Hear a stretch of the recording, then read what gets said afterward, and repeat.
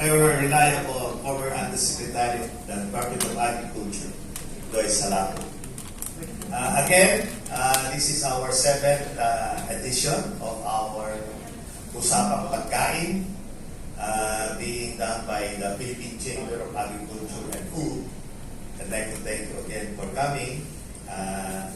Mabuti naman din nyo kami binibitagan. Salamat, Jervis, for your interview. Pupunta naman sa sibuyas. Well, as you see, sibuyas, asin, garlic, sugar, ang always ng ating problema. But, you see, hindi lang naman yun ang pagkain natin. So, we are looking now on the future. What is really going on in a bigger picture? Yung ating niluluto na sibuyas, bawang, asin, yung mais naman, umpisahan na rin, no? Dito about more, perhaps in the next, and the cold chain in the next session. So every month, you will notice that we've been discussing major issues and forthcoming issues. And this time, we deem it fit to discuss what really is happening to our economic growth, the performance of our economy. We've been, everybody is rejoicing that we have a growth rate of 7.6% GDP.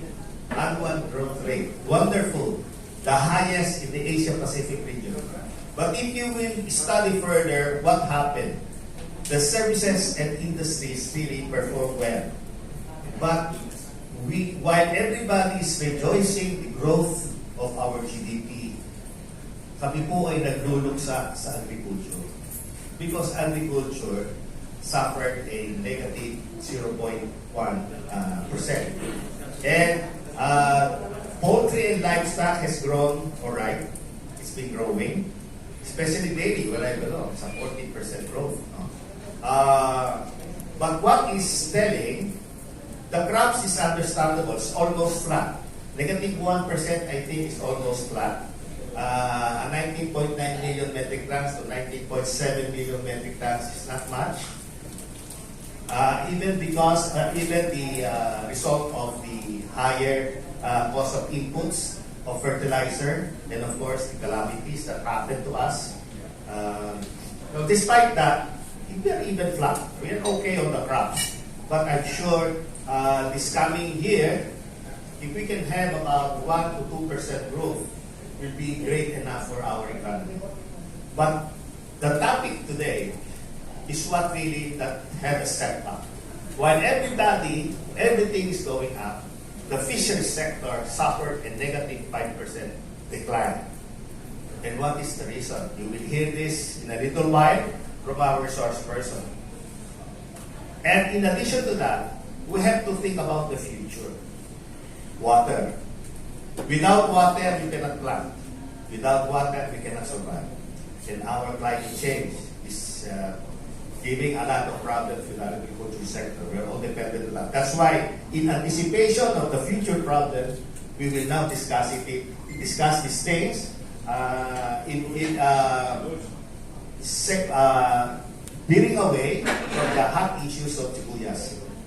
Now, the sibuyas, I will tell you, I just bought yesterday. I got it from our farm in Nueva Ecija, in Bantog, Lanore. In the farm level, it's 50 pesos per kilo. Kung ano man ang sinadidinig nyo, ito kahapon ng hapon, binili ko sa tabi ng aking bukid.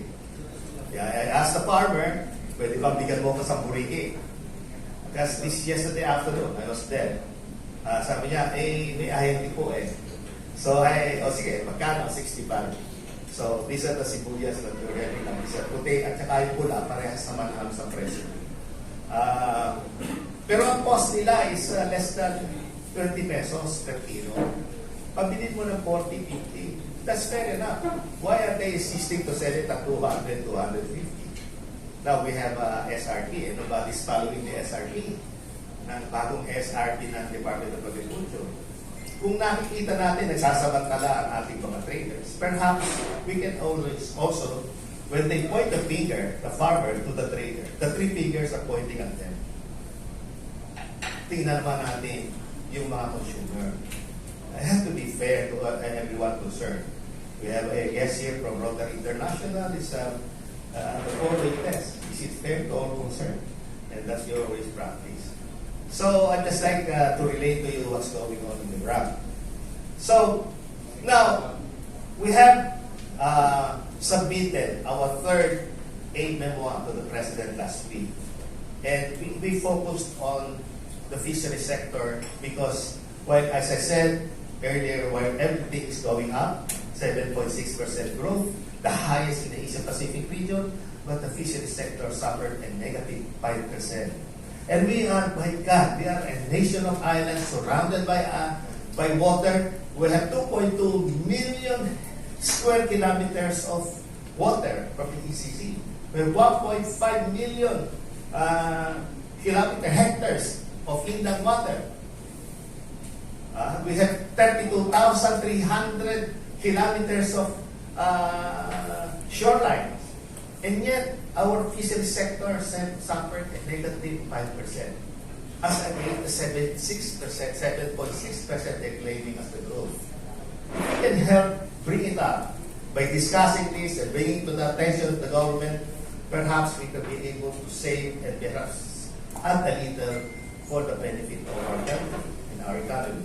So this is the topic we are going to discuss. We can answer questions later. We are having problem with our internet, so our Facebook and our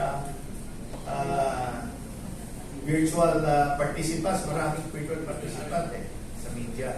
We just have to raise to them. We're sorry about that. Our internet's down. We're trying to solve that. Hope we can do it within the time. So I will not be discussing the details. I have submitted to you the gist and the body of what we have submitted to the President. And we are confident that this memo, this is the third memo we sent to the President. We're confident that the President is reading this and is aware of what we have told him in our suggestion. And hopefully, as the same as the first and the second memo, there were concrete action that were done by the President. It takes time.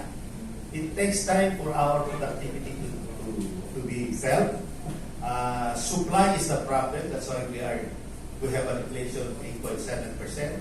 About 55 to 60% of our inflation is brought about by food consumption, household consumption. If we can do something about the supply, we can bring down prices. It's always a function of supply and demand. So we have to bring it down. By February, usually after Christmas, January, February is a little down, going down in terms of demand as against the Christmas season. So we are thinking, and I think we are projecting that the second quarter we have a better inflation and it will go down. And I agree with the President's prediction that it will go down. Because really, the first quarter is the time when everything goes down and the supply is going up.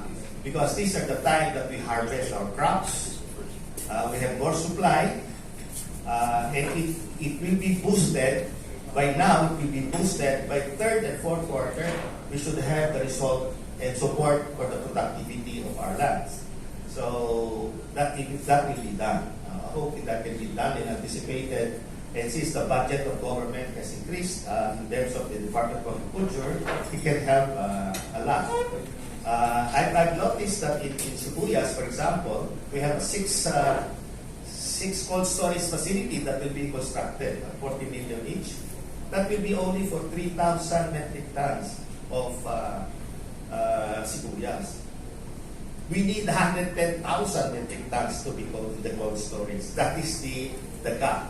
About 100 to 110,000 metric tons.